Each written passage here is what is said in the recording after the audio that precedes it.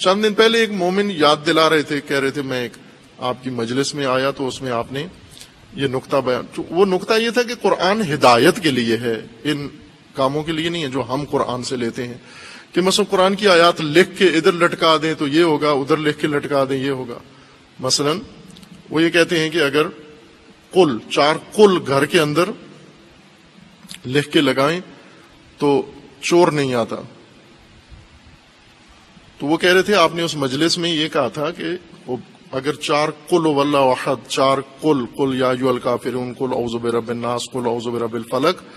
یہ 4 قل سے شروع ہونے والی صورتیں اگر لکھ کے گھر میں لٹکا دیں اس کا کیلنڈر یا اس کا پوسٹر، تو گھر میں چور نہیں آتا۔ وہ میں نے ان سے کہا تھا کہ خوب خیلی خوب فرض کرو قل چور کو روک لیتے ہیں 4 قل،